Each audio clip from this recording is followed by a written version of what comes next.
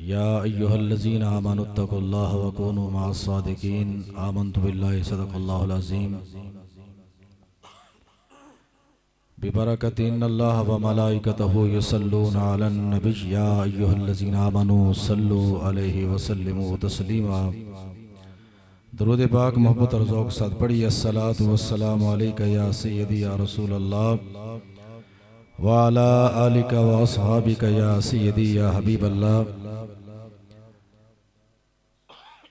अस्सलातु वस्सलामु अलैका या सय्यदी या रहमतल लिल आलमीन व अला आलिका व अस्हाबिका या सय्यदी या शफ़ीअल मुज़निबीन। मौला यसल्लि वसल्लिम दाइमन अबदन अला हबीबिका खैरिल खल्क़ि कुल्लिहिम।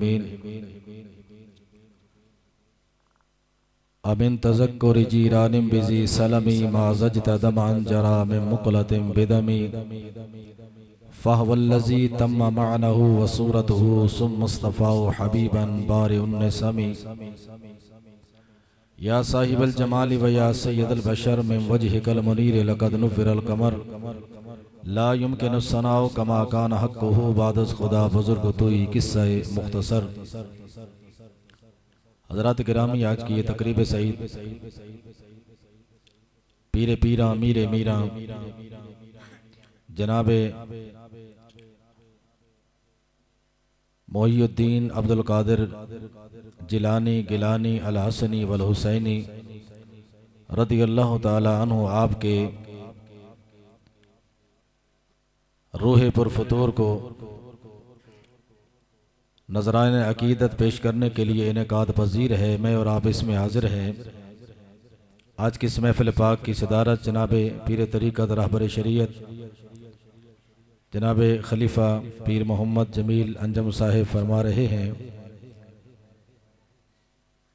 अल्लाह रब्बुल आलमीन बुजुर्गान दीन का साया हमारे सरों पर तादेर कायम और दायम फरमाए। दोस्तान मोहतरम,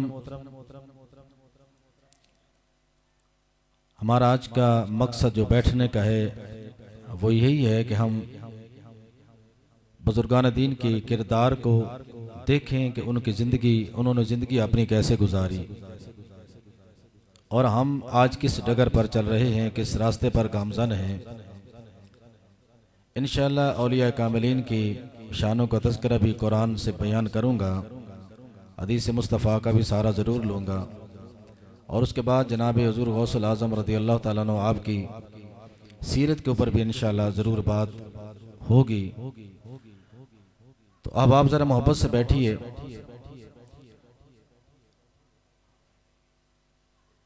और ये थोड़ा जो खला है ना इसको कम करें, ज़रा आगे आए, मेरे करीब आए थोड़ा सा। मैं आपसे मुखातिब चुके होना है, तो जिस अंदाज में आप बैठे ना ये महफिल के अदब आदाब के ख़िलाफ़ है। थोड़ा सा आगे आए क्योंकि मैं आपसे गुफ्तगू हूँ।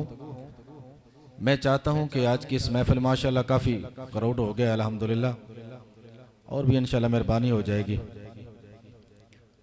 तो अगर कोई एक बंदा भी किसी के दिल के अंदर ये बात बैठ गई तो इंशाल्लाह हमारी महफिल जो आज हमने तकरीब की है इसका इंशाल्लाह मकसद हमारा जो है वो हल हो जाएगा। मैं इंशाल्लाह अपनी हाज़िरी पेश करने से कबल, अपने गुफ्तगू से कबल हस्ब मामूल आका करीम अलैहिस्सलातु वस्सलाम की बारगाह में मदा सराई तरन्नम की सूरत में अर्ज़ कर रहा हूँ। बसनात के 2-3 शेर हैं, वो मैंने आपके सामने पढ़ने हैं, आपने मेरे साथ मिल के पढ़ने हैं। बिहम्दिही ताला हम सारे हुजूर के उम्मती हैं और औलिया कामिलीन के दर के ग़ुलाम हैं, गदा हैं उनके, और उनकी सीरत को पढ़ने वाले, उन पर अमल करने वाले लोग हैं। तो मैंने सिर्फ यही आपको आज अर्ज़ करना है कि हम उनका किरदार क्या था, हम किस डगर पर हैं और हमें क्या करना चाहिए। तो दोस्तान मोहतरम, ज़रा मोहब्बत के साथ 2-3 इशार हैं वो मेरे साथ मिल के पढ़िएगा इंशाअल्लाह। ज़रा थोड़ा सा ज़ौक़ पैदा हो जाए। मैं चाहता हूँ कि आप थोड़े भी बेदार भी हो जाएँ। असल लंगर ये है जो आपने खाना है। ये जो लंगर है ना, ये हमारी रूह की ग़िज़ा है।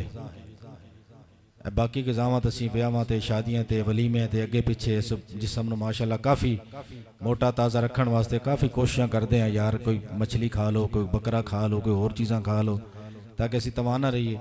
हकीकत में जो हमारी रूहानियत है वो आजकल उसका बेड़ा गर्क हुआ पड़ा है। हकीकत में आपको बता रहा हूँ, रूहानियत हमारी कमज़ोर हो चुकी है, हमने इसको बेदार करना है। और ये कैसे होगी? ये अल्लाह और उसके रसूल के ज़िक्र से होगी और अल्लाह के बंदों के ज़िक्र से ये रूहानियत हमारी बात होगी, वैसे नहीं हो सकती ये बात। तो मोहब्बत से पढ़ मेरे साथ बैठिएगा इंशाअल्लाह।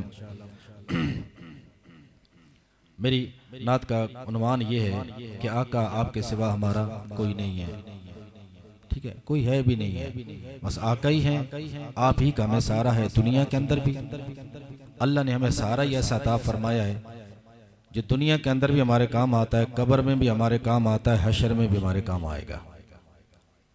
इस पर किसी का कोई इख्तलाफ नहीं है।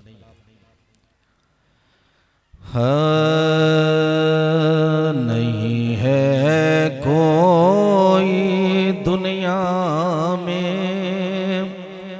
हमारा या रसूल अल्लाह, नहीं है कोई दुनिया में हमारा या रसूल अल्लाह। हमें तो आपका ही है सहारा या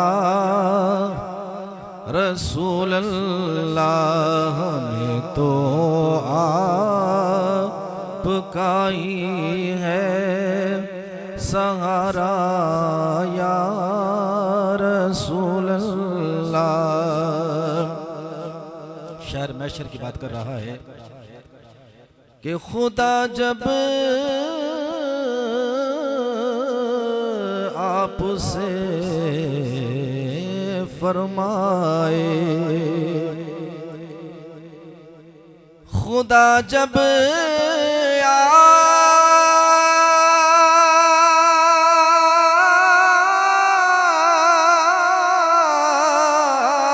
आपसे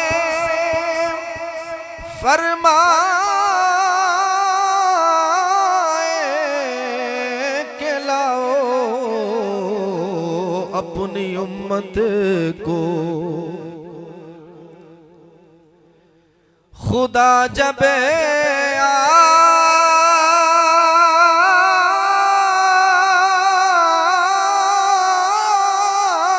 आपसे फरमाए के लाओ अपनी उम्मत को, हमारी तरफ भी कर देना इशारा या रसूल अल्लाह, इशारा या रसूल अल्लाह। मैं कोशिश कर रहा हूँ आपके अम्मानों को गरमाने की, को हुजूर के नात पढ़ के। हमारी तरफ भी कर देना, कौन कौन चाहता है कि हमारी तरफ इशारा हो? हर बंदा ये चाहता है कि हमारी तरफ इशारा हो।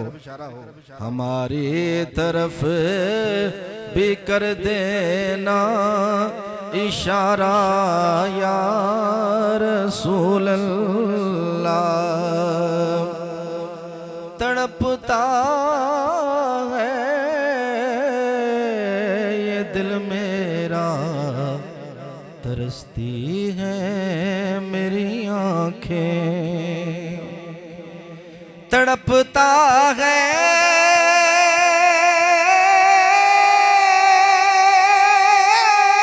ये दिल मेरा,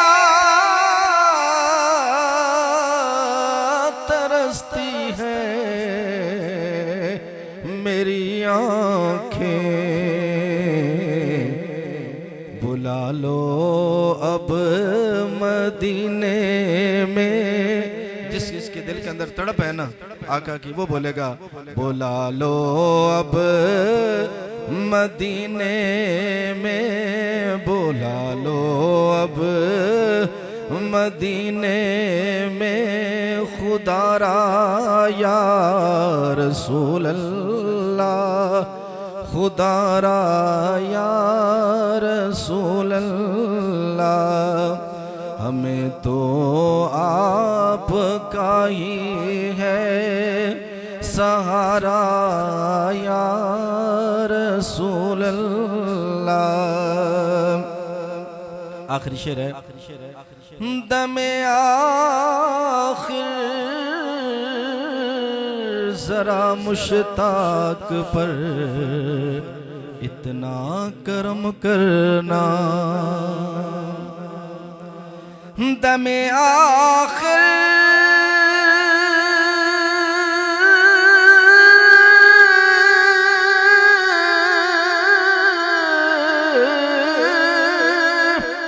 जरा मुश्ताक पर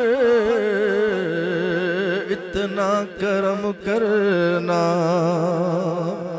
क्या कि इसके लब पे हो कलमा तुम्हारा या रसूल अल्लाह, तुम्हारा या रसूल अल्लाह। हमें तो आप ही का है इशारा या रसूल अल्लाह, सहारा या रसूल अल्लाह। चल भाई साउंड वाले इको को बंद कर दे जरा, मैं दोस्तों नाल मुखातिब होना, तो दोस्तों ने जरा समझ आए मेरी गुफ्तगू।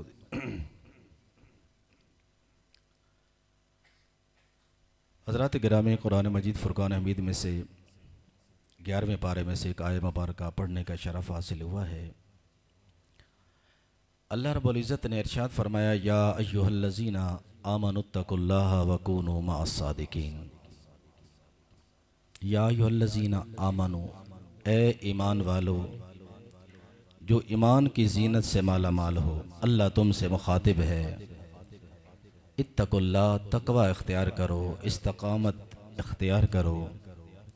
वकूनू मअस्सादिकीन, और सच्चों के साथ हो जाओ। और क्या करो? सच्चों के साथ हो जाओ। ये लक़ब ईमान वाला बड़ा ही खूबसूरत लक़ब है। अल्लाह रब्बुल इज़्ज़त पहले ये लक़ब गुज़श्ता अंबियाए किराम अलैहिमुस्सलाम को अता फरमाया था। किसी भी नबी की उम्मत को ईमान वाले लक़ब से कहीं भी याद नहीं किया गया है। नबियों को ज़रूर ईमान वाला कहा गया, लेकिन लजपाल आका करीम अलैहिस्सलातु वस्सलाम के तवस्सुल से, हुजूर की सदक़े से अल्लाह ने इस उम्मत को जो शान अता फरमाई हैं वो भी वराउल वरा है।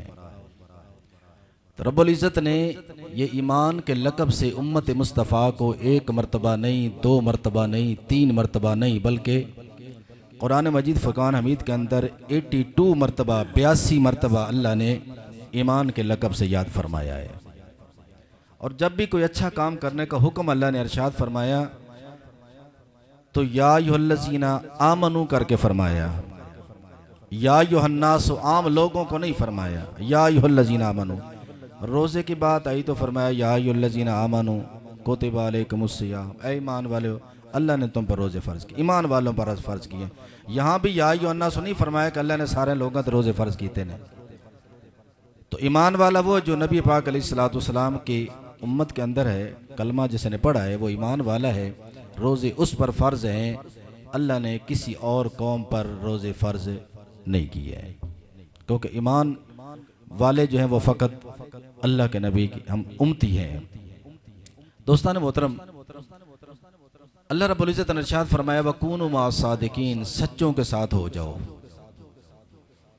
अब ज़हन में सवाल भी पैदा होता है ना कि सच्चे कौन है, किन के साथ हो जाएं?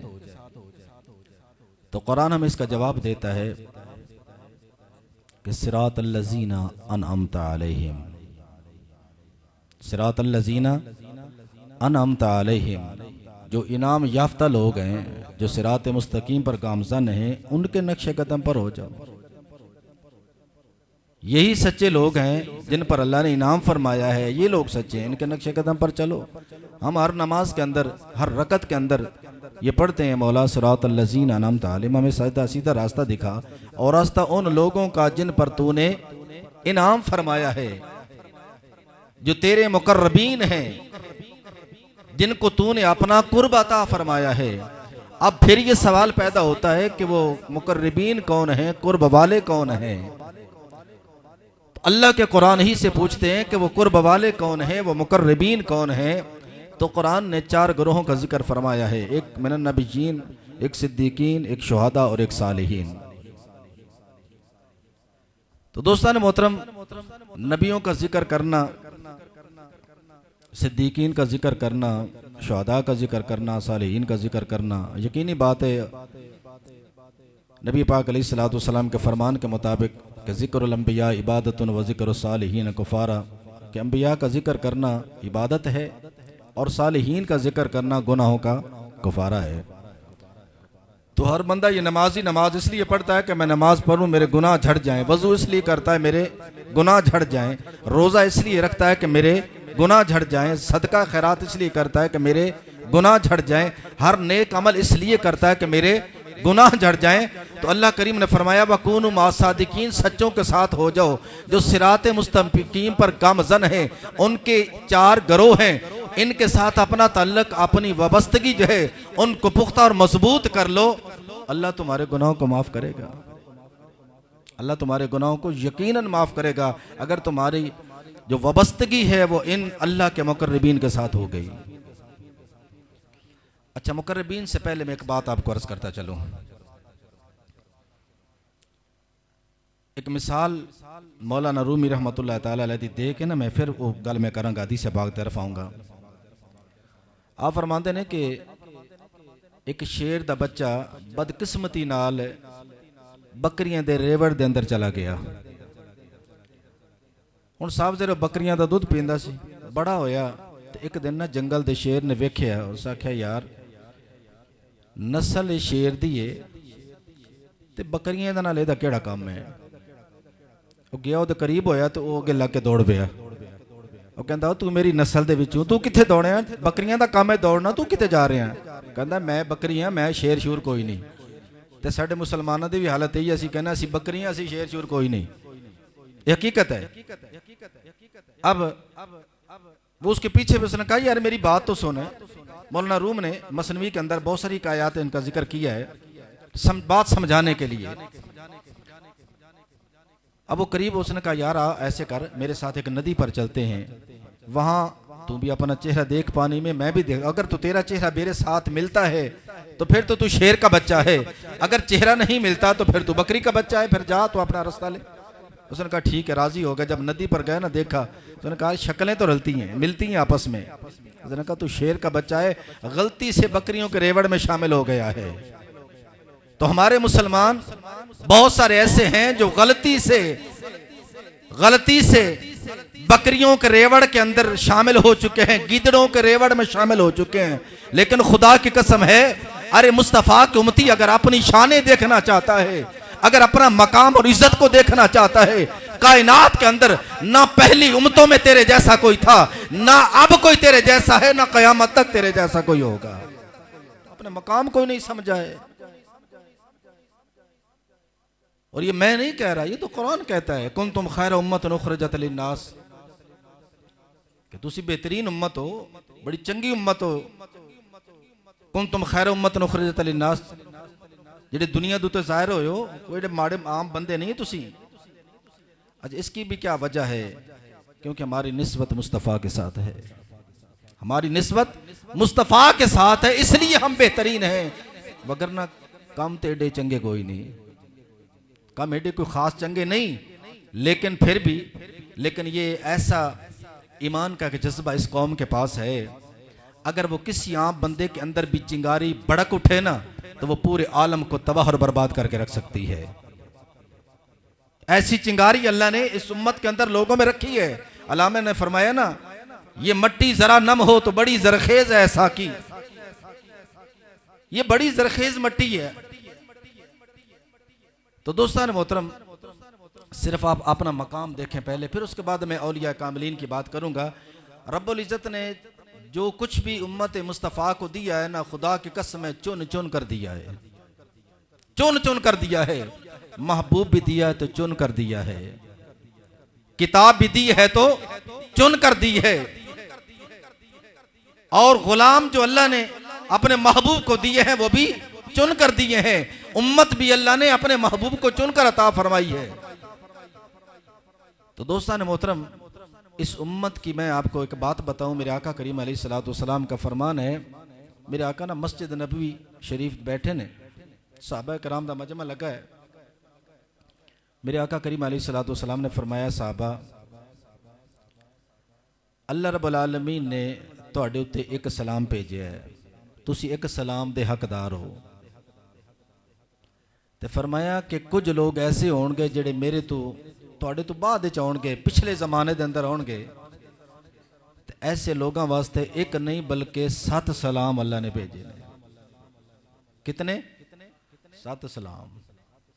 हुण सहाबा कराम बड़े हैरान होए, अल्लाह दे महबूब तुसी असी तुहाडे बारगाह च बैठे हैं, तुहाड़ियां ज़ियारतां भी सानू नसीब होंदियां ने, उस तो बाद तुहाडे पीछे नमाज़ां भी पढ़ते हैं, कलमा भी तुहाडे हाथ ते पढ़िया है, तुहाडे नाल जंगां भी कर रहे हैं, बहुत सारे गुज़वात भी लड़ चुके हैं, ते साडे उत्ते एक सलाम ते उन आखिरी लोगां ते 7 सलाम, इहदी की वजह है? मेरे करीम आका अलैहिस्सलाम ने फरमाया, ऐ मेरे प्यारे साहबा, फरमाया तुसी मेरे कोल मौजज़ात तलब कीते, तुसी कहा जी दरख्त चल के आएगा तुहाडे कोल ते मैं कलमा पढ़ांगा, मैं दरख्त तुहाडे वास्ते चलाया। रब नू फरमाया कि मौला ये दरख्त चल के आना चाहिए है, बंदा फिर ईमान ले आएगा। उदा साडा भी काम इदां दी, असीं कहना नहीं नहीं, बंदा जितना तक कोई चंगी करामत ना विखावे, पीर शीर है ही कोई नहीं है। हज़रत मुजद्दिद अल फिसानी रहमतुल्लाह तआला अलैह को एक बंदा आया तो कहने लगा, हज़रत जी बड़े बड़े पीर करामतां दिखाते हैं, तुसी कोई करामत नहीं दिखाई। तो आपने फरमाया कि मेरे तू जब बचपना देखिया, जवानी देखी, बुढ़ापा देखिया, इन्नी उम्र 80 साल की तू मेरी देख ली है, कोई गैर शरा काम वेख्या ही? कहने लगा नहीं हज़रत जी। फरमाया इस तो वड्डी होर किहड़ी करामत हो सकती है, इस तो वड्डी होर किहड़ी करामत हो सकती है, सब तो बड़ी करामत है। मेरे आका करीम अलैहिस्सलाम ने फरमाया कि तुसी मैनू कहा जी चंद दे 2 टुकड़े करो, मैं कीते तुसी ईमान ले आए। तुसी कहा जी पत्थरां नू पानी ते तराओ, मैं तराया, तुसी फिर ईमान ले आए। फरमाया कि तुसी कहा जी कनकर जड़े ने ये बोलने चाहिए ने, पत्थर दे विचों आवाज़ां आउणियां चाहिए ने, वो बोले, फिर तुसी मेरे ते ईमान ले आए के आए। अगर किसी के घर बेटी यमन के अंदर बीमार ऐसी, मैं उन्होंने शफा दी, तुसी फिर ईमान लैके आए। तुसी ते मेरे को बड़ियां बड़ियां शर्तां पूरियां करवाइयां ते फिर ईमान लैके आए। फरमाया जिहड़े बाद च लोग आने वाले होणगे ना, फरमाया मेरा नाम सुनणगे ते मेरे इश्क दे विच मर मिटणगे, अपनी जानां ते माल कुर्बान कर देणगे, सिर्फ मेरा नाम सुन के। उन्हें मैनू वेख्या नहीं। असी अज 1500 साल गुजर गए ने, 15वीं सदी जा रही है। मौलवी साहब ने कह दिता ने कि हुजूर ने फरमाया कि यार जन्नत है, तो सारे लोग मन के बैठे ने कि जन्नत है यार। कि मौलवी साहब ने कह दिता कि हूरों गिलमान है, तो दुनिया वाले मान के बैठे कि हैं। अगर मौलवी साहब ने कह दिया है कि यारो मुस्तफ़ा करीम अलैहिस्सलाम की ये शाने हैं, तो लोग इतने यानी नरम दिल वाले हैं, कहते हैं हाँ हैं, इसमें कोई शक नहीं है यारो, हर बात को हम उस पर लब्बैक कह रहे हैं। मेरे करीम आका अलैहिस्सलाम ने फरमाया मेरा नाम सुनेंगे और मेरा नाम सुनकर फरमाया अपने माल अपनी जान और अपनी औलादें जो है फरमाया मुझ पर कुर्बान कर देंगे। इसलिए फरमाया ऐसे लोगों पर एक नहीं बल्कि ऐसे लोगों पर 7 सलाम है। अब इसका मतलब हरगिज़ ये नहीं है कि सहाबा कराम का मकाम कम है, अस्तगफिरुल्लाह, बड़ी शानों के मालिक हैं। खुदा की कसम है सहाबा कराम उस दौर के अंदर अगर एक मुठ जौ जो है ना, अगर उसको अल्लाह के रास्ते में खैरात करते हैं, अगर आज का कोई मुसलमान ओहद पहाड़ के बराबर सोना भी खर्च कर दे तो उस एक जौ जो मुठ है उसके सवाब को नहीं पहुंच सकते हैं। उनका बड़ा मकाम है, बड़ा इज्जत है उनकी। उन्होंने मेरे मुस्तफ़ा की बारगाह में उस दौर के अंदर जब कुछ खाने को नहीं मिलता था, एक जंग से आते जख्म ताज़ा है, दूसरे के लिए फिर निकल पड़ते। उन्होंने फाके काटे हैं इस्लाम के लिए, बड़ी मुशक्कतें उठाई हैं उन्होंने, अपने औलादें कुर्बान की, अपने वतन कुर्बान किए। उसके बाद अपने मालों को कुर्बान किया, बड़ा मकाम है उनका। लेकिन मुस्तफ़ा करीम अलैहिस्सलाम के गुलामों, खुदा की कसम है अल्लाह ने हमें भी महरूम नहीं रखा है। फरमाया जो मेरा नाम सुनकर मुसलमान होने वाले और मेरे नाम सुनकर जो उनको बात कही जाती है उस पर लब्बैक कहने वाले, फरमाया मेरा नाम सुनो। फिर ये आप तारीख उठा कर देख लें, तारीख के अंदर कभी जामी जैसे लोग पैदा हुए, कभी जामी जैसे लोग पैदा हुए, कभी रूमी जैसे लोग पैदा हुए, कभी शाह शम्स तबरेज जैसे पैदा हुए, कभी जमात अली शाह जैसे लोग पैदा हुए, कभी बाहू जैसे लोग पैदा हुए।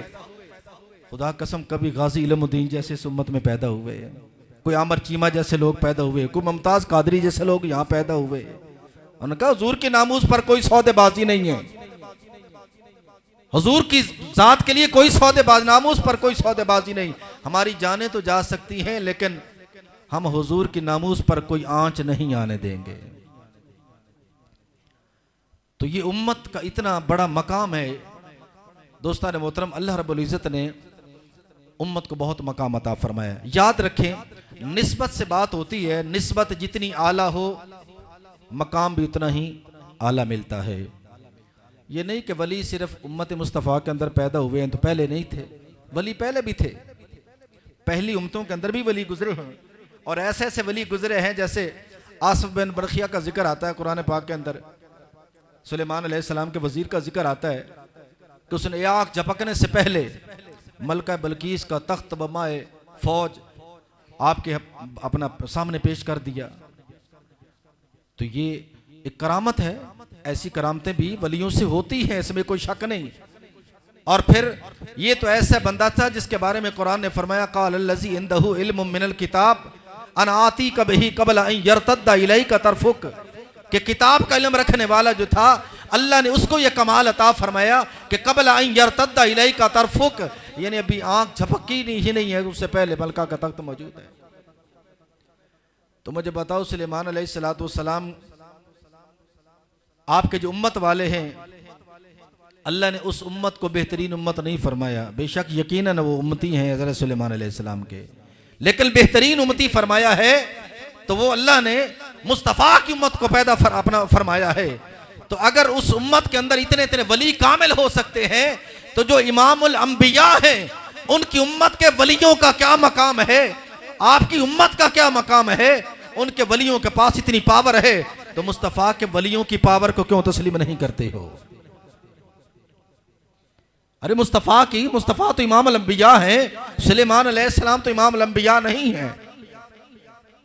तमाम नबियों ने सुलेमान अलैहिस्सलाम के पीछे तो नमाज नहीं अदा की है। इमाम बने हैं तो मेरे और आपके आका बने हैं, सारे मुक्तदी हैं। तो जब आपका मकाम इतना और अल्फा है तो आपकी उम्मत के जो वली हैं वो भी बाकी उम्मतों के वलियों से आला है, यकीनन आला है, इसलिए कि उनकी निस्बत मुस्तफ़ा के साथ है, निस्बत मुस्तफ़ा के साथ है। अब दोस्तान मोहतरम वलियों का किरदार क्या रहा है? अच्छा, यहाँ एक बात ज़हन के अंदर रखें कि कुरान मजीद के अंदर वली, विलायत और औलिया का लफ्ज़ इस्तेमाल किया गया तकरीबन 90 मकामात पर। वली, विलायत और औलिया। अब किसी जगह औलिया का जिक्र किया गया शैतानों और जो मरदूद दूसरे लोग थे उनके बारे में कि तुम भी इकट्ठे हो जाओ, अपने यार दोस्त भी इकट्ठे कर लो, अपने औलिया भी इकट्ठे कर लो, तो तुम मक्खी का पर नहीं बना सकते, इस तरह की यानी आया जिक्र। तो हमारे कुछ अहबाब ने यही उसी आयत पर ये ज़हन के अंदर ये रख लिया कि वाकई जो वली होता है वो तो कुछ भी नहीं कर सकता, वो तो बेयारो मददगार होता है, उसका तो अपना सिर्फ नमाज पढ़ता है, इसके अलावा कुछ नहीं कर सकता। हालांकि वली के माने मददगार के हैं, वली के माने जो है वो अपना दोस्त के हैं, अल्लाह की मार्फत हासिल करने वाले के हैं। जो अल्लाह का वली होता है उसको अल्लाह का कुर्ब नसीब होता है, अल्लाह की मार्फत नसीब होती है। यानी वो इतना ऐसा नहीं होता कि बेकार आदमी नहीं होता, बल्कि अल्लाह रब्बुल आलमीन का एक मुकर्रब बंदा होता है और फिर अल्लाह के दीन का मददगार होता है।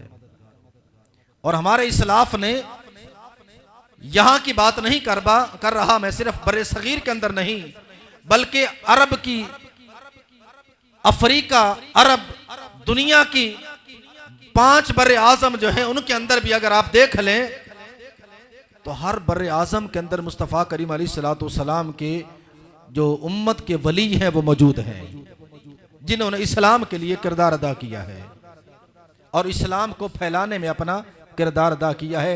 अल्लाह और उसके रसूल की मोहब्बत का लोगों को दर्स दिया है और लोगों को बताया कि अल्लाह वाहदहू ला शरीक है और मोहम्मद सल्लल्लाहु अलैहि वसल्लम अल्लाह के आखिरी नबी हैं। तो उनका किरदार ऐसा रहा कि वो जिंदगी के अंदर जिक्र, फिक्र, सब्र और रजा का पैकर बनकर जिंदगी उन्होंने गुजारी। यानी वो जिक्र भी करते थे और गौर व खौज भी करते थे अपनी जिंदगी पर, लोगों की जिंदगी पर गौर व खौज करते थे, फिक्र भी करते थे। मेरे पीर बहू ने फरमाया ना कि सुनिया सुखन गैया खोल अखी असा चित मौला वल्लाया हो। तो जब पीर बहू ने फरमाते हैं ना कि मुर्शिद कामिल ने फरमाया ना, तो जब मुर्शिद कामिल ने फरमाया जो आपका फरमान था, तो आप फरमाते हैं कि जो मुर्शिद ने फरमाया तो हमारी आंखें खुल गईं। सुनिया सुखन गईया खुल अखी असा चित मौला वल्लाया हो, कीती जान हवाले रब दे असा ऐसा इश्क कमाया हो, मरण थी पहला मर गए बाहू ता मतलब नू पाया हो। तो ये लोग ऐसे होते हैं जो जिंदगी अपनी, इनके सामने फकत जिक्र, फिक्र, सब्र, इस्तकामत और उसके साथ साथ रजा, ये अल्लाह की रजा में राजी रहने वाले लोग होते हैं। जिस बंदे की जिंदगी के अंदर जिक्र का कॉन्सेप्ट पैदा हो गया, उसे जिक्र की तौफीक नसीब हो गई, फिक्र की तौफीक नसीब हो गई, सब्र व इस्तकामत की तौफीक नसीब हो गई, सब्र व रजा की जो है तौफीक नसीब हो गई, तो समझ लो कि वो बंदा अल्लाह का वली है, वो अल्लाह का वली है। तो इन लोगों ने अपनी जिंदगियों के अंदर खुद खाया या नहीं खाया, लोगों को जरूर खिलाया। आप जिस हाल में भी रहे लेकिन लोगों का जरूर ख्याल किया, अपने लंगर को इतना वसी किया कि दुनिया वाले आकर ज़ाहिरी तौर पर भी इनसे लंगर खाते और बातनी रूहानी लंगर जो था अल्लाह और उसके रसूल की मोहब्बत का वो दरस भी आप उनको देते और कुरान का दरस देकर लोगों के क़ुलूब व अज़ान को मुनव्वर करते, लोगों के क़ुलूब व अज़ान को मुनव्वर करते। क्योंकि हमारे दिल जो है ना ये स्याह हो जाते हैं और जब जिक्र करता है बंदा, फिक्र करता है, तो उस वक्त ये जंग उतरता है, दिल साफ होता है। लेकिन जब इंसान गाफिल हो जाता है तो फिर इसके अंदर गुनाहों के हशरात अपनी जगह बना लेते हैं। जैसे कोई मकान खाली हो ना, तो जब मकान खाली होता है तो फिर क्या होता है, उसके अंदर फिर हशरात डेरे डाल लेते हैं। इसी तरह जब बंदा जो है अपने जिक्र और फिक्र से, सब्र और रजा से खाली हो जाता है, अल्लाह के दीन से खाली हो जाता है, महबूब पाक अलैहिस्सलातु वस्सलाम की सुन्नत से खाली हो जाता है इसका दामन, तो फिर इसके अंदर गुनाहों के हशरात पैदा शुरू हो जाते हैं, फिर अच्छे और बुरे की तमीज़ ख़त्म हो जाती है। तो बुजुर्गान दीन ने लोगों की इस्लाह की, ज़ाहिरी तौर पर भी और रूहानी तौर पर भी। इसलिए नहीं कहा कि तुम मेरे पास आ जाओ मैं दुआ करूंगा, तुम्हें बेटे मिल जाएंगे, तुम मेरे पास आ जाओ मैं दुआ करूंगा, तुम्हें बंगले मिल जाएंगे, तुम्हें कोठियां मिल जाएंगी, कारें मिल जाएंगी। नहीं, जो बुजुर्गों के पास गया वो जिस हालत में था, लेकिन जब बुजुर्गों की बारगाह में गया तो उन्होंने वो फैज़ अता फरमाया कि पहले वो नाकिस था, फिर उन्होंने उनको कामिल बनाकर वहां से उठाया। तो लोग पहले जाते ही पीरों के पास थे कि हम कामिल बन जाएं, बेहतरीन इंसान बन जाएं, अपने लिए भी फ़ायदेमंद हो जाएं, अवाम के लिए भी फ़ायदेमंद हो जाएं। अब चूंकि कॉन्सेप्ट बदल गया, अब लोग भी इसलिए जाते हैं कि पीर साहब दुआ करनगे तो पुत्र लब जाएगा, पीर साहब दुआ करनगे तो कोठी लबेगी, पीर साहब दुआ करनगे तो बंगला लबेगा। अब हमारा ज़हन कॉन्सेप्ट जो है वो उलट हो गया। तो जब हम ये तसव्वुर लेकर जाएंगे तो पीर साहब ने पता है कि मेरे को केड़े नज़रिए न लाए बैठे ने, वे कहते हैं ठीक है जा थापड़ा मार देने, जा टेंशन न लाए, अल्लाह देगा। अच्छा सियाने केड़े ने, कहते हैं अल्लाह देगा, उन्हें पता भी अल्लाह नहीं देना है।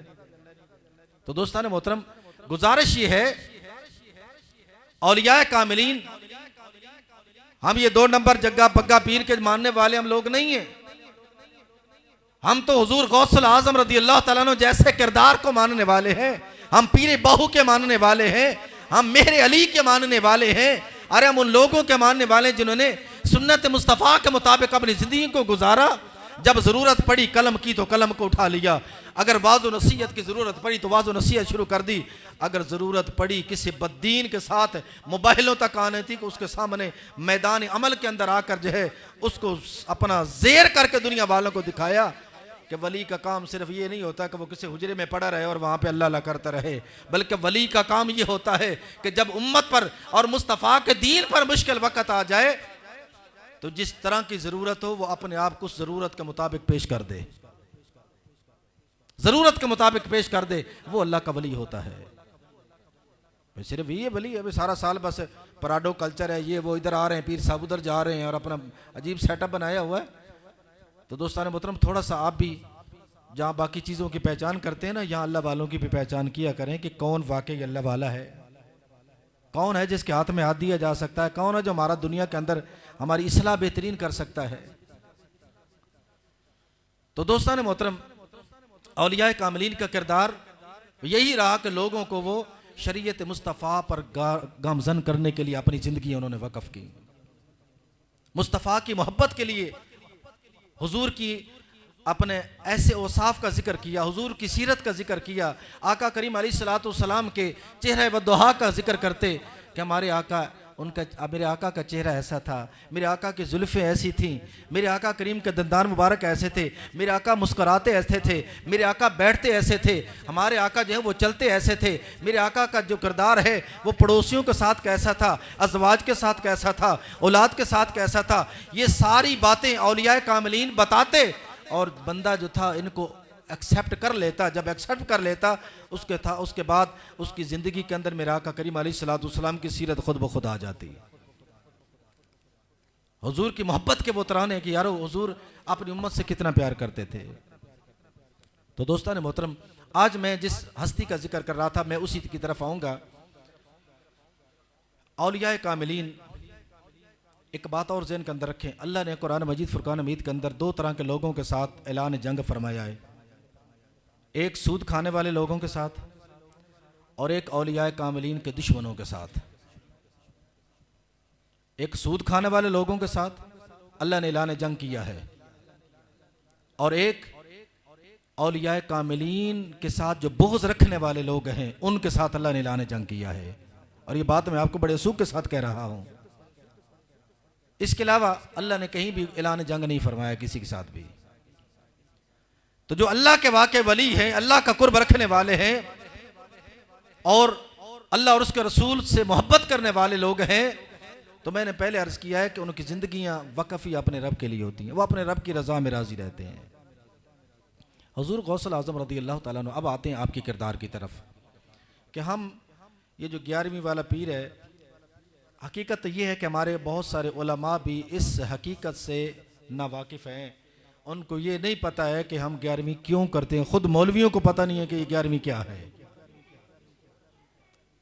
बेटा आराम से बैठ जाए। खुद मौलवियों को पता नहीं है कि हम 11वीं करते क्यों हैं, इसका मकसद क्या है।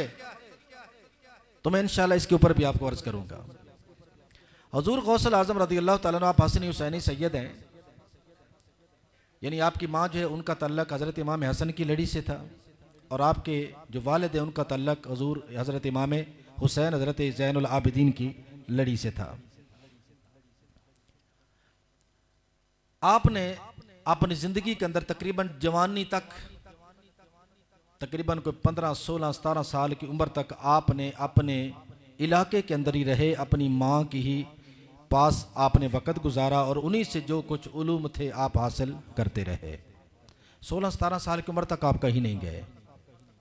इसके बाद आपने अपनी माँ से अर्ज़ करने लगे कि अम्मा जी मुझे इजाज़त दें, मैं इल्म दीन हासिल करना चाहता हूँ।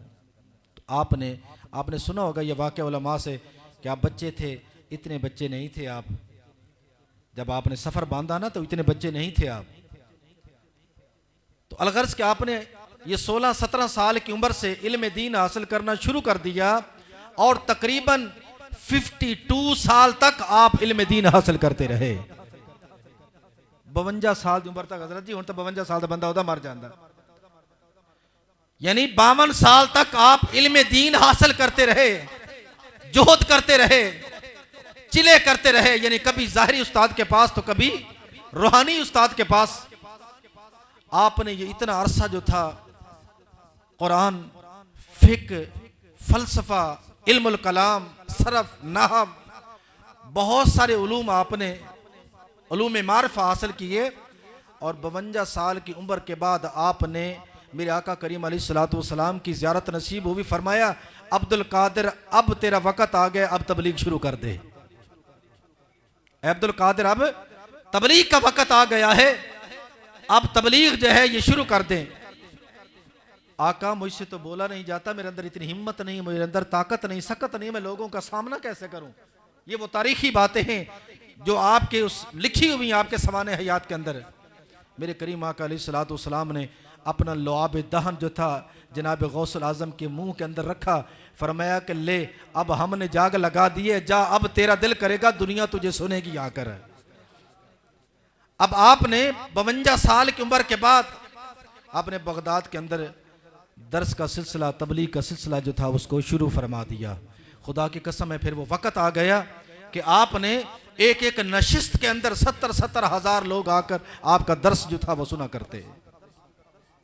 और हर रोज 52 साल की उम्र से लेकर 90 साल की उम्र तक आपके ये जो 38-39 साल हैं, आपने ये सारे के सारे आखिरी अय्याम तक आपके एक शागिर्द थे इमाम इब्ने कुदामा हम्बली, इमाम इब्ने कुदामा हम्बली,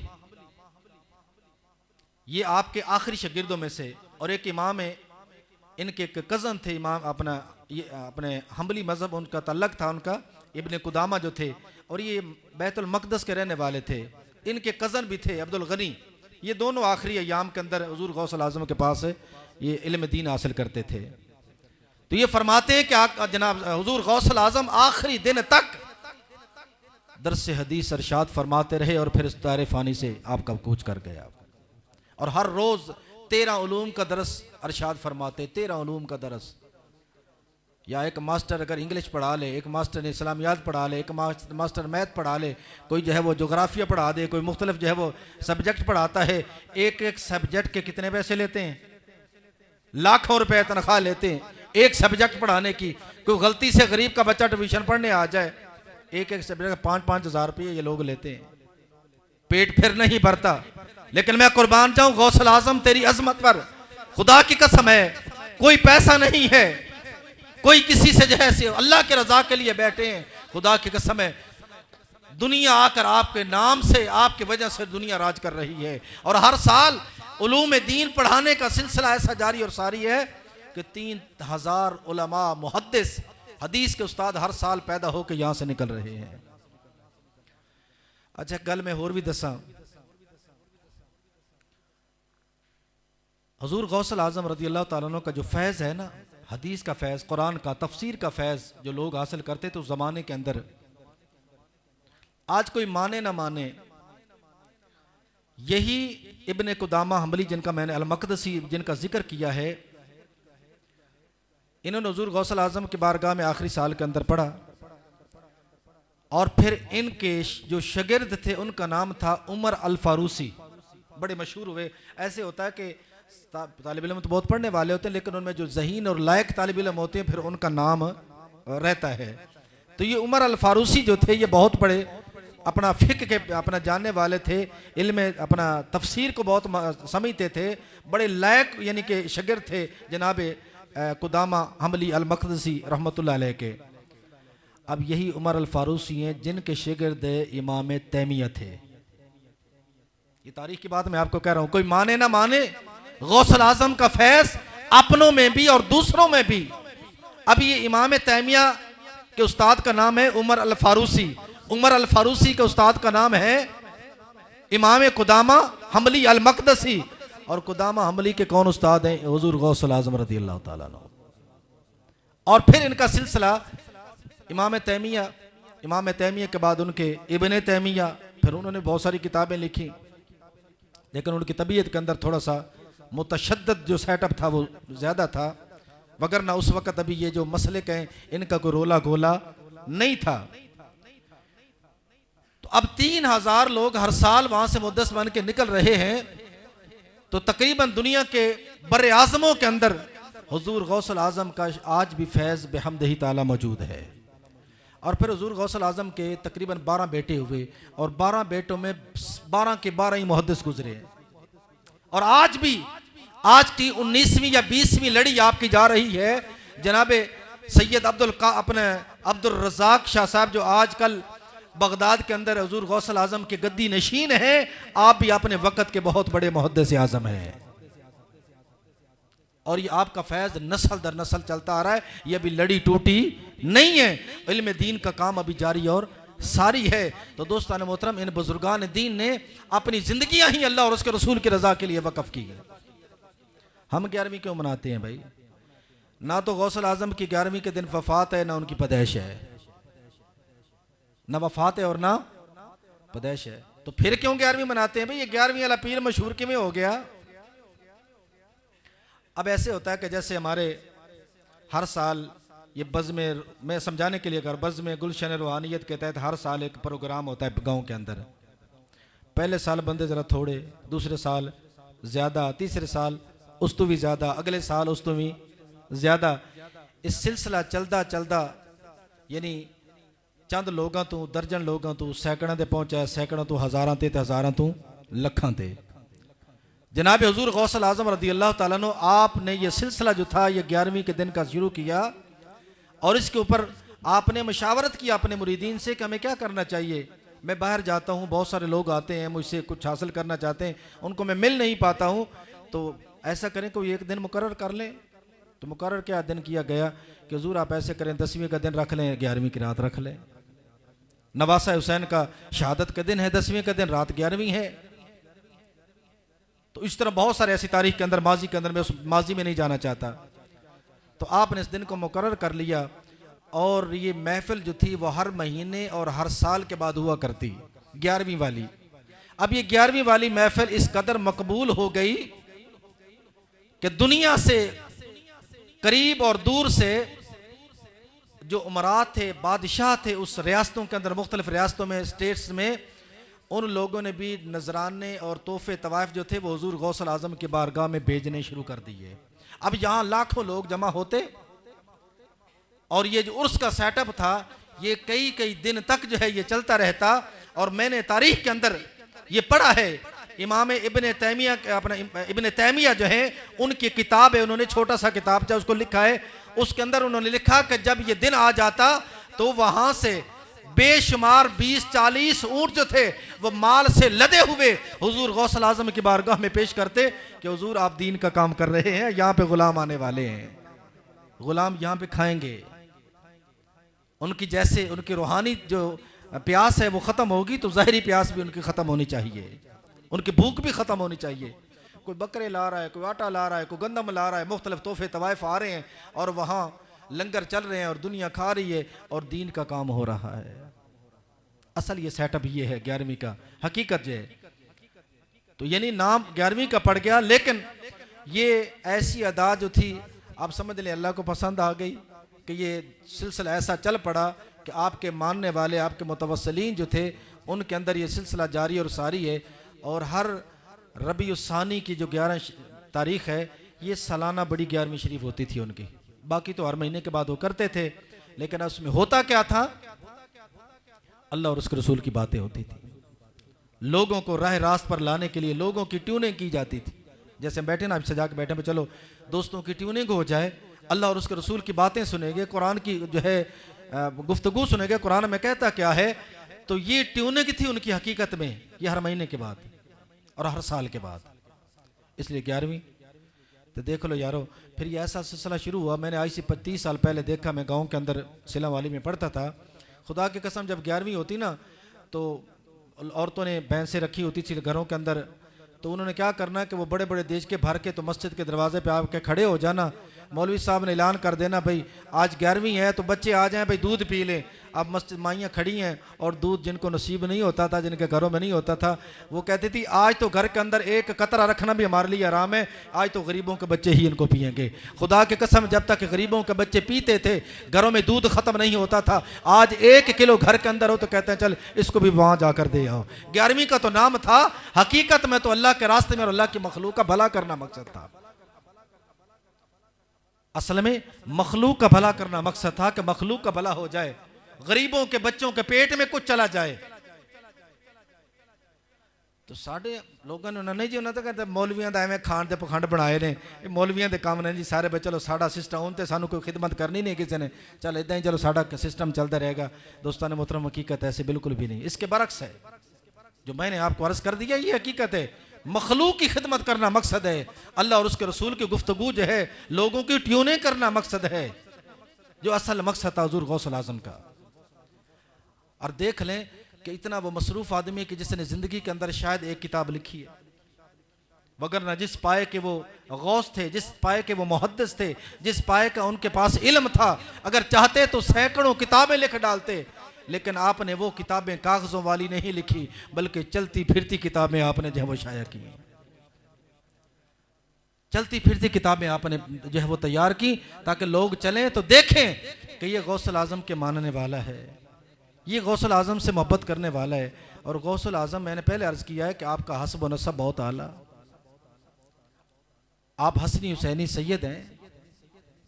हम सिर्फ औलिया कामिलीन की तालीमात से दूर हो चुके हैं, और हमें मुख्तलिफ मीडिया के अंदर ये मुख्तलिफ ड्रामे दिखा के ना, मुख्तलिफ ये जो जेली पीर मुख्तलिफ मकाम पर बैठे होते हैं, कोई औरत बना बैठा है, कोई औरत है तो मर्द बनी बैठी है, कोई इस तरह की, यानी कि ये बगैरत लोगों को, मैं कहता हूँ, मैं तो जेब नहीं देता मैं उनको ये बात कहूँ, लेकिन दिल जलता है ऐसे लोगों के कि लोगों ने हमारे बुजुर्गान दीन की तालीमात को इतना मसक कर दिया है कि आज का नौजवान जो नेट से रिलेटेड है, हर चीज़ नेट से देखता है।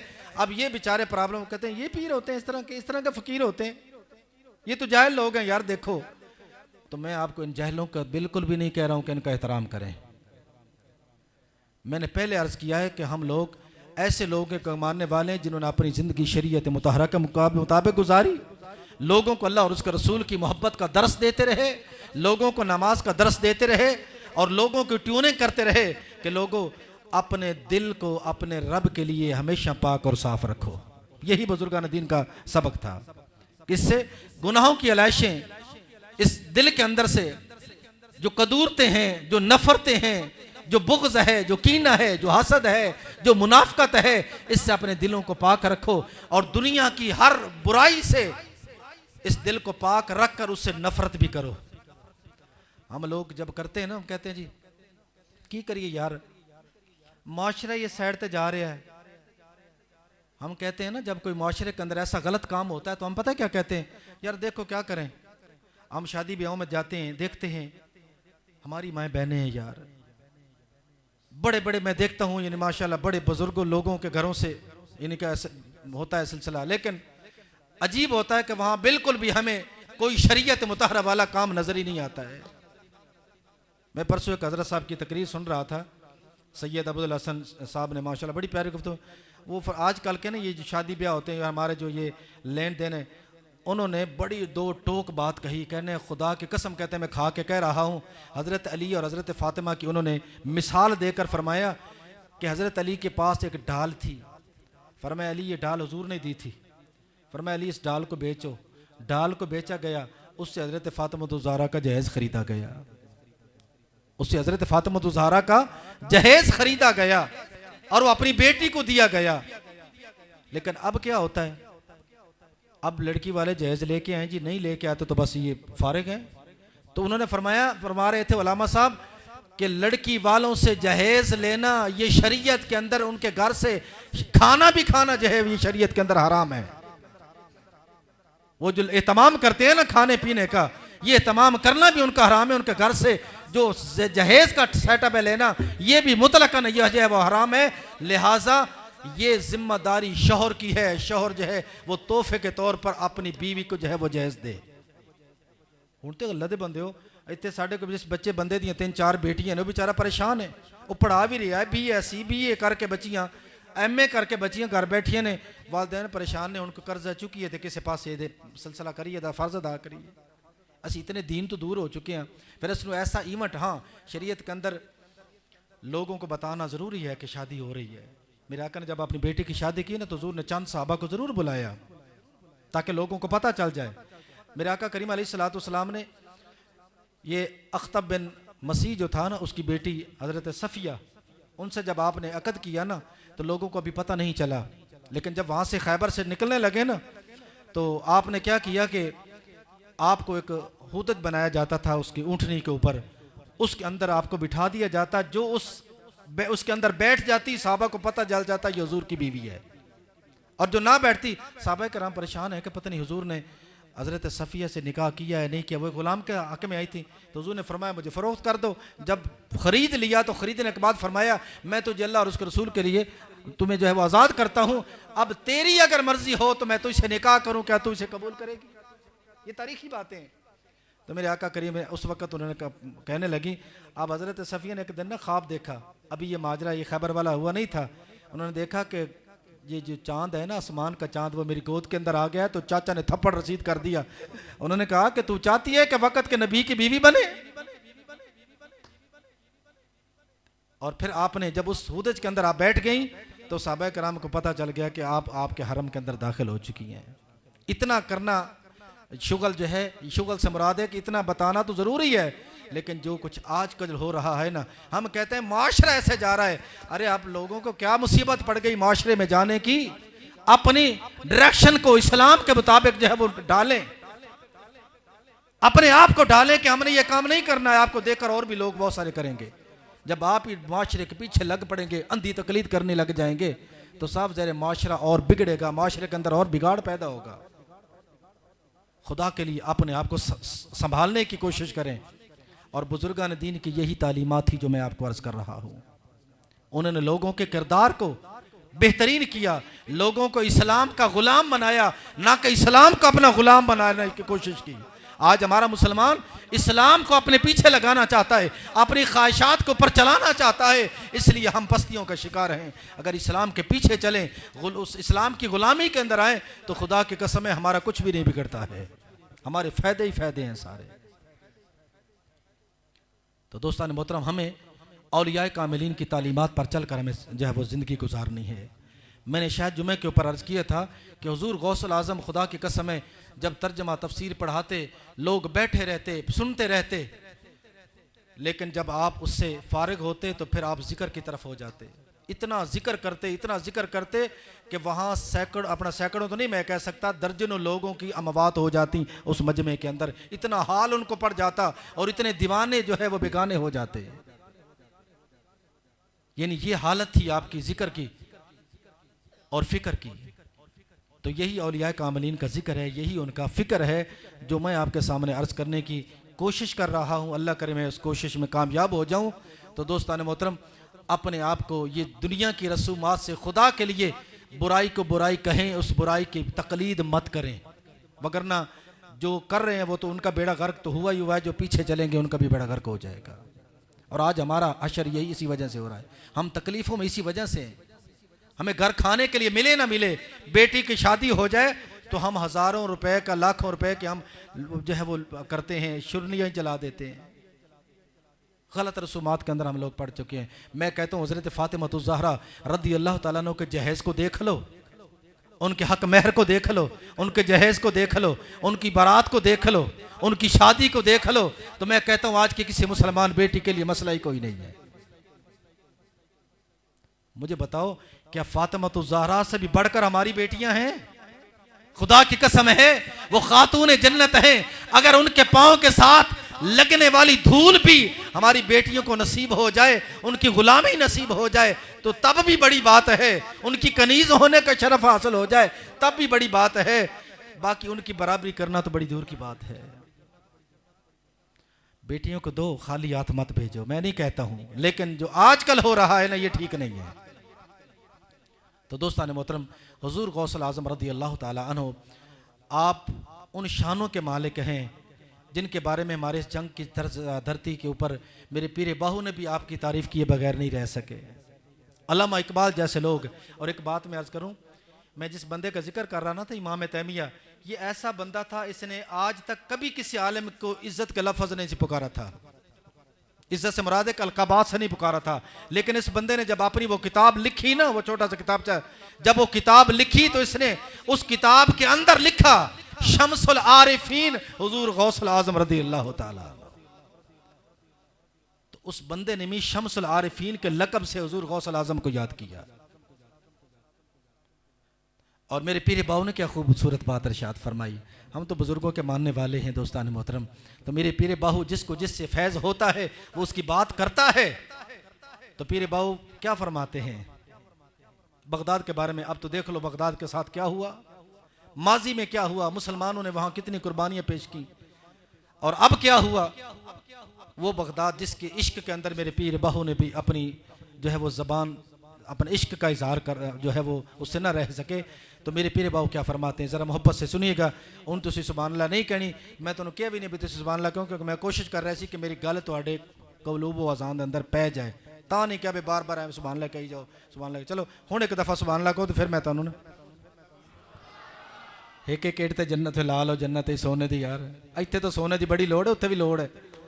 सुभान अल्लाह, अमन वाले घर उसके अंदर सोने के महल्लात मिलेंगे। सुभान अल्लाह की सदा जरा बुलंद कीजिए सुभान अल्लाह। मेरे पीरे बाबू फरमाते हैं बगदाद शहर दी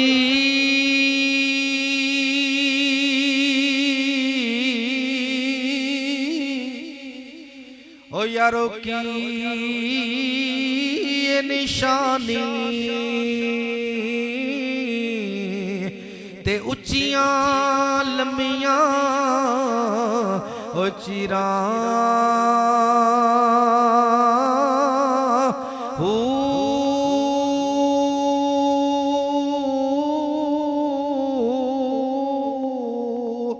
ते तन मन मेरा ओ यारो पुरसे ओ जिमें दर्जी दियां ओ लीरा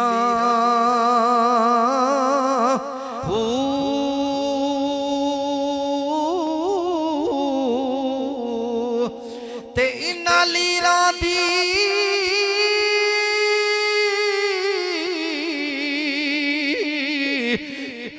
गल कफनी पाके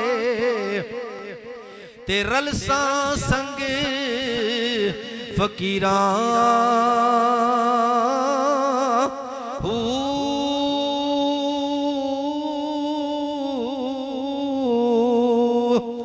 ते बगदाद शहर दे ओ मैं टुकड़े मंगसा ते करसा मीरा मीरा मीरा मीरा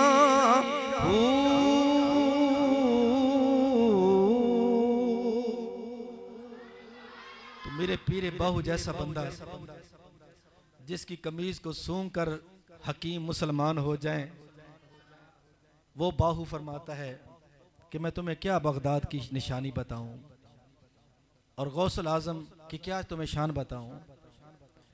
तो दोस्तान मोहतरम, ना तो हम दीवाने हैं ना पागल हैं कि हम वैसे ही उनको बैठ के इतना उनका जिक्र कर रहे हैं। इसलिए कर रहे हैं कि वो इस्लाम के हीरो हैं, वो इस्लाम के हीरो हैं।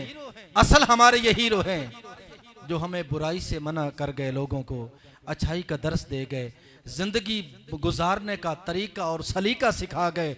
इसलिए रब्बुल आलमीन ने फरमाया वकूनु मा सादिकीन, सच्चों के साथ हो जाओ। सच्चों के ग्रोहों का जिक्र भी कर दिया। और ये सच्चे कौन हैं? फरमाया जिन पर अल्लाह ने इनाम फरमाया है। ये इनाम याफ्ता लोग हैं जिनके बारे में हम हर नमाज के अंदर कहते हैं सिरातल लज़ीना अनअमता अलैहिम। मौला हमें उन लोगों के नक्शे कदम पर चला जिन पर तूने इनाम फरमाया है। तो यही वो इनाम याफ्ता लोग हैं जिनका हम जिक्र करते हैं। तो ज़िक्रुल अंबिया इबादतन व ज़िक्रुस सालिहीना कुफारा। अंबिया का जिक्र करना इबादत है, औलिया कामिलीन का जिक्र करना इबादत है। अब इसके बाद रहा सिलसिला कि बुजुर्गान दीन से करामात भी बुजुर्गों की हक हैं, उनका भी हम इनकार नहीं कर सकते हैं। रहा मसला औलिया कामिलीन की शान, तो वो तो वराउल वरा है। मेरे महबूब ने फरमाया जब बंदा मेरा हो जाता है, कसरत नवाफिल की वजह से मेरा कुर्ब हासिल कर लेता है, तो फ़कुन तो समाउल्लज़ी यस्माउ बिही। फरमाया मैं उसके कान हो जाता हूँ, मैं उसकी आंखें हो जाता हूँ, मैं उसके हाथ हो जाता हूँ, मैं उसके पाँव हो जाता हूँ, मैं उसकी ज़बान हो जाता हूँ। किस वजह से? कसरत नवाफिल की वजह से बंदा मेरा कुर्ब हासिल करता है। इसलिए जब भी नमाज़ पढ़ा करें ना, तो मस्जिद के अंदर फ़राइज़ पढ़ा करें। मैं कल हज़रत अनस या हज़रत एक और साहबी रसूल के हदीस पाक पढ़ रहा था, फरमाया अपने घरों को कब्रिस्तान मत बनाओ, फ़राइज़ को मसाजिद के अंदर अदा करो, बाकी नमाज़ों को अपने घरों में जाकर पढ़ो। अपने घरों के अंदर अपने घरों को जो है वो जीनत दो, नमाज से उसको मुनव्वर करो। जमात के साथ नमाज पढ़नी है, मस्जिद में आ जाओ, बाकी नमाज घर के अंदर पढ़ो जाकर। नवाफिल की कसरत करो, कोई हुजरा बना लो, वहाँ पे कोई जगह से मुख्तस कर लो यार वहाँ पे, तो वहाँ बैठकर कोई 2 नफल 4 नफल जाकर पढ़ो और अपने घर को जो है वो आबाद रखो। अल्लाह रब्बुल आलमीन हमारी आज की हाज़िरी जो है इसको अपनी बारगाह में कबूल व मंजूर फरमाए। अल्लाह करीम हुज़ूर गौसल आज़म के नक्श कदम पर चलकर हम उन जैसे तो नहीं बन सकते, लेकिन उनके नक्श कदम पर चलकर हम अपनी ज़िंदगियाँ बेहतरीन कर सकते हैं। अल्लाह करीम बुज़ुर्गान दीन का साया हमारे दिलों पर सरों पर कायम और दायम फरमाए। वाखिर दावाना अनिल हम्दुलिल्लाहि रब्बिल आलमीन।